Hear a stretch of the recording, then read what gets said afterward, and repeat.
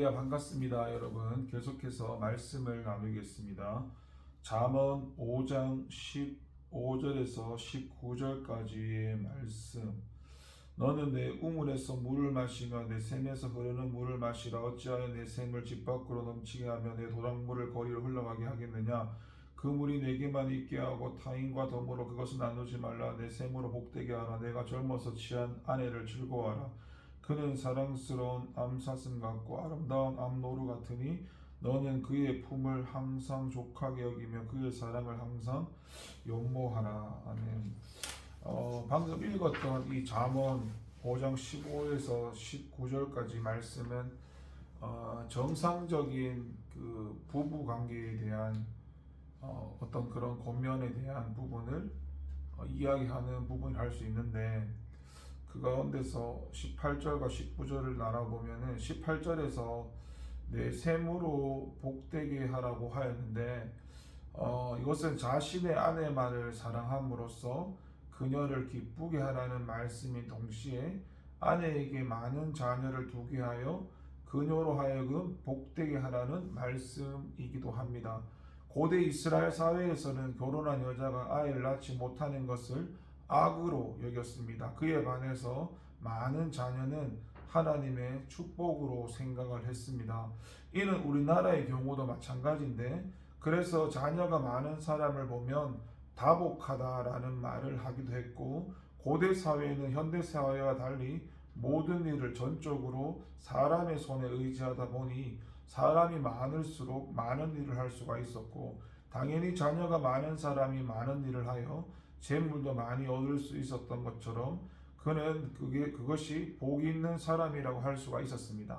그래서 아내로 복되게 하기 위해서는 아내를 사랑하고 다른 곳에 한눈을 팔아서는 안 되었고, 물론 현대에서도 무조건 자녀가 많아야 복된 것이라 말하기는 어렵겠지만, 현대에는 자녀가 많은 것이 복이 되기보다 오히려 짐이 될 수도 있죠. 그러나 현대에도 결혼한 부부가 아이를 가지는 건 지극히 정상적인 일이고, 특히 결혼한 여자에게 자녀를 낳아 기르는 것이 가장 큰 기쁨 중 하나입니다. 그런데 남편이 아내에게 충실하지 않는다고 한번 해보십시오. 어떻게 아내가 아이를 생산할 수 있겠습니까? 씨가 뿌려지지 않는 밭에서 열매를 거둘 수 없듯이 남편의 사랑을 받지 못하는 아내가 많은 자녀를 생산한다는 건 불가능한 일입니다. 물론 부부의 금술이 좋은데도 신체적인 결함으로 자녀가 없는 부부가 있을 수 있습니다. 그러나 이러한 경우가 아닌데도 부부 사이에 자녀가 없다면 두 사람의 관계가 정상적이지 않다는 것을 의미합니다. 만일 남편이 아내에 대한 의무에 불충실하거나 가정생활에 충실하지 못해서 아내가 자녀를 낳지 못한다면 그것은 죄악입니다. 그래서 남편은 아내를 사랑하고 남편으로서의 아내에 대한 의무를 다 해야 합니다. 한 여자를 자신의 배우자로 반려자로 맞이했다면 평생 동안 그 한 여자에게 충실해야 합니다. 그래서 아내로 복되게 해야 합니다. 한편 우리가 기억해야 할 한 가지 사실이 있는데, 그것은 우리 성도들은 다 그리스도의 그런 극진한 사랑을 받는 신부이고 아내라는 사실입니다.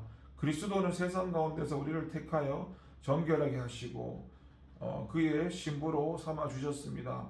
그리고 우리를 사랑하시되 우리를 위해서 자기 몸을 내어 주시기까지 사랑하십니다. 변함없이 한결같이 영원히 사랑하십니다.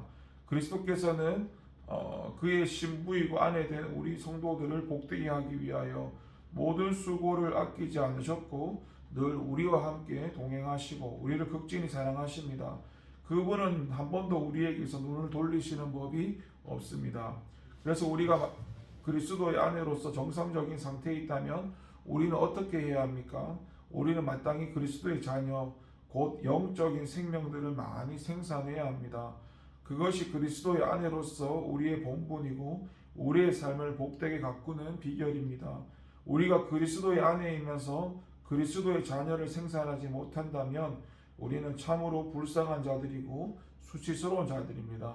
보십시오. 사무엘의 어머니였던 한나가 사무엘을 낳기 전에 자녀를 생산하지 못한 일로 인해서 얼마나 큰 수치와 고통을 당하였습니까?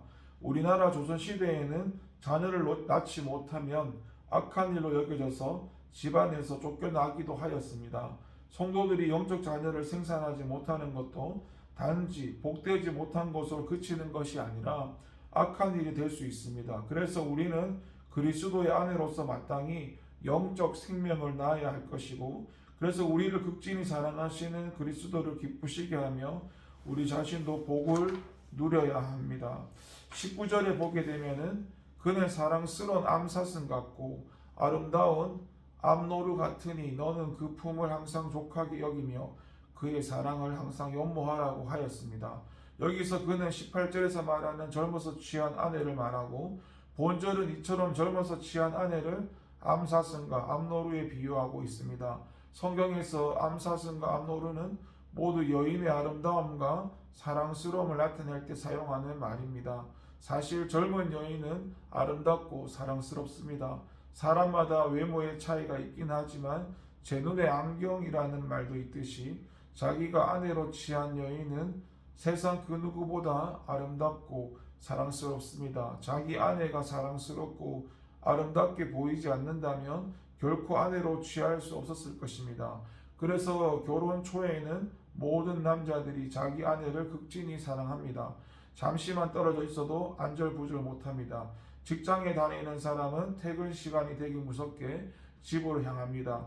만일 결혼 초인데도 집에 들어가기를 꺼려하는 남자가 있다면 그는 아내가 사랑스럽고 아름다워 보여서 결혼한 것이 아니라 분명 다른 목적이 있어서 결혼한 자일 것입니다.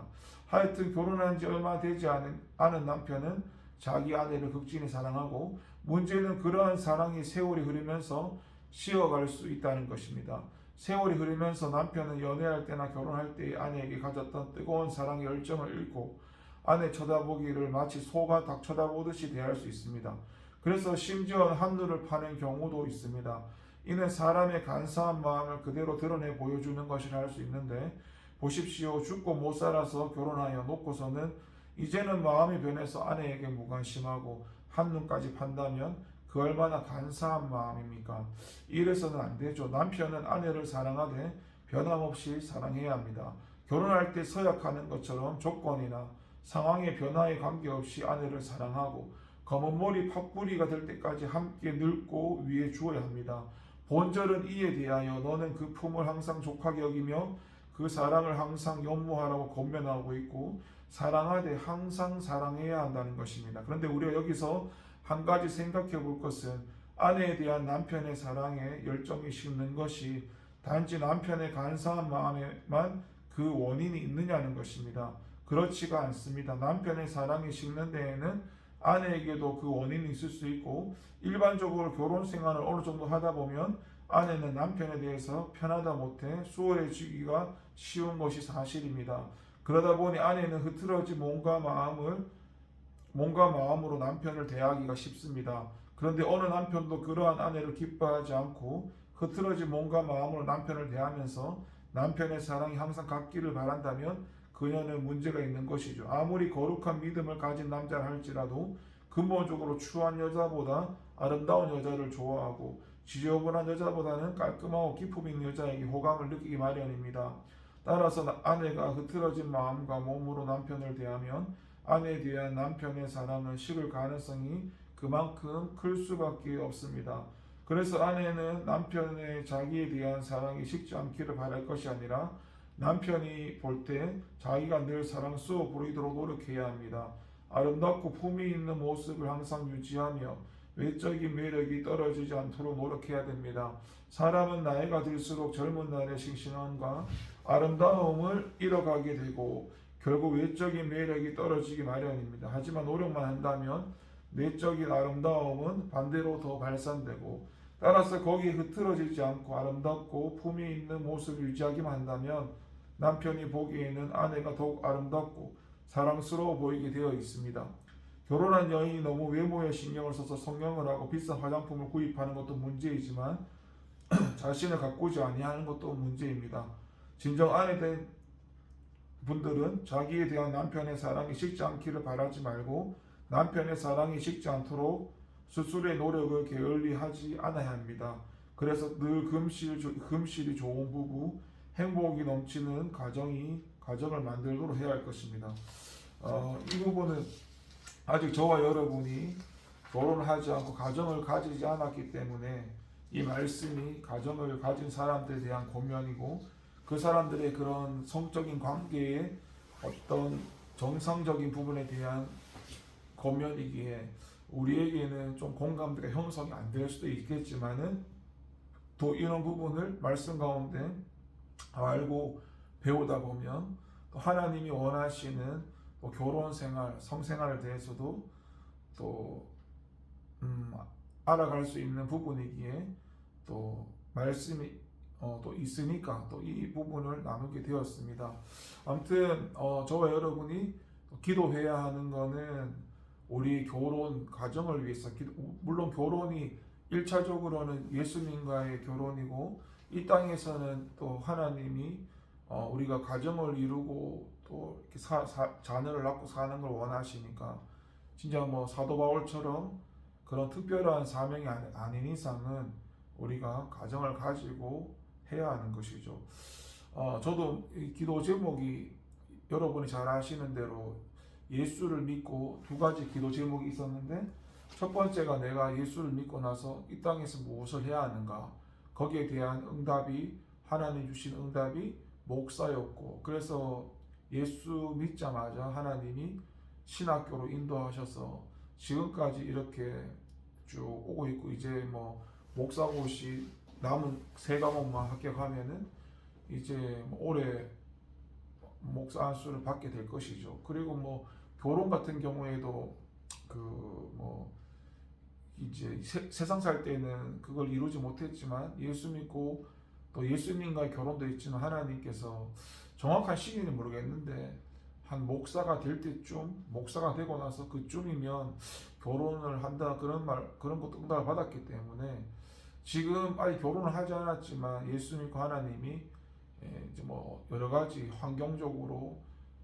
그런 뭐 일하고 있다는 걸 지금까지 봤죠. 하나님 뭐 사람을 통해서 소개도 하시고 만나기도 하시고 물론 아직 뭐 누굴 제대로 된 만남이 이어지진 않지만 뭐 계속 뭐 그렇게 하나님 일하시고 있는 가운데 있습니다. 하여튼 여러분이 또 저를 위해서 또 기도를 해주시고 계신 것처럼 저도 여러분에 의해서 여러분이 그런 결혼을 그리스도 안에서 정상적인 가정을 가졌으면 하고 그렇게 기도를 하고 있습니다.